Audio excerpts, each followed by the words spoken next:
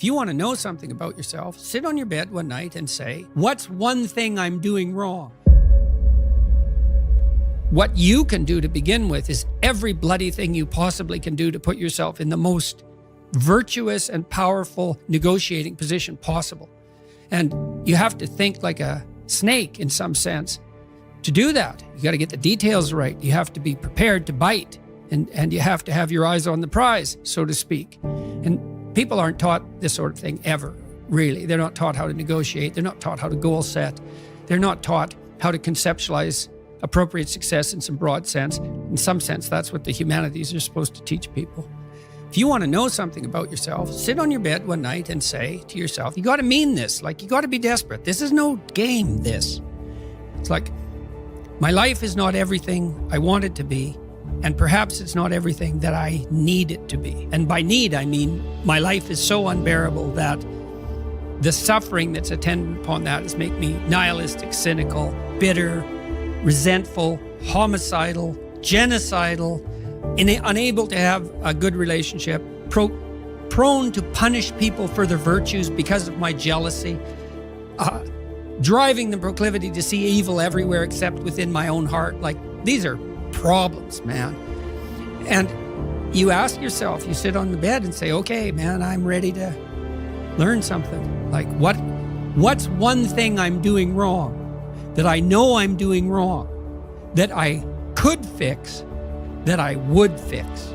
It's like, you meditate on that, you'll get an answer. And it won't be one you want, but it'll be the necessary one. You know, and it's often something that will point you to small things. So Carl Jung said, people in the modern world don't see God because they don't look low enough.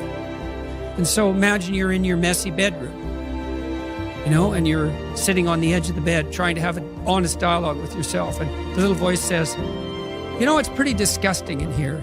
And you think, well, I'm way above such trivial niceties as organizing my room. It's like, well, that's pride. That's arrogance. If you're above organizing what's actually yours, how in the world are you ever going to organize anything else? And so you get on your knees and you think, well, it's time to, you know, take a brush to the toilet.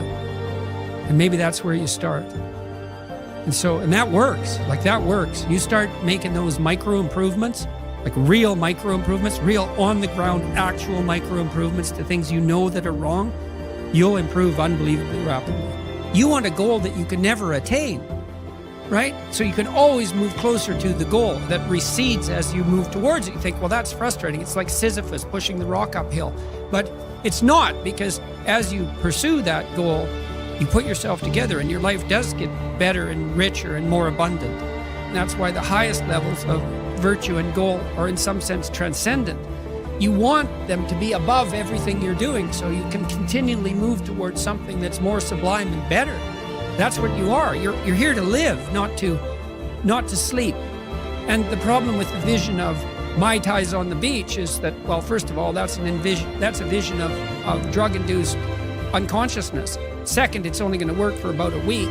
Third, you're going to be a laughingstock in a month and depressed and aimless and goalless.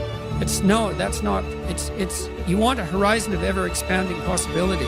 And so it does happen to people because they've staked their soul on the attainment of an instrumental goal. And it can be a pretty high-order goal. It was in your case. But then you think, well, now I'm there. Now what? Well, the answer can't be, well, I'm going to live in the lap of luxury and never have to leave the face. What do you want to be, a giant infant with a gold bottle? You never have to do anything but lay on your back and suck. It's like, well, you see the problem with that as a conceptualization.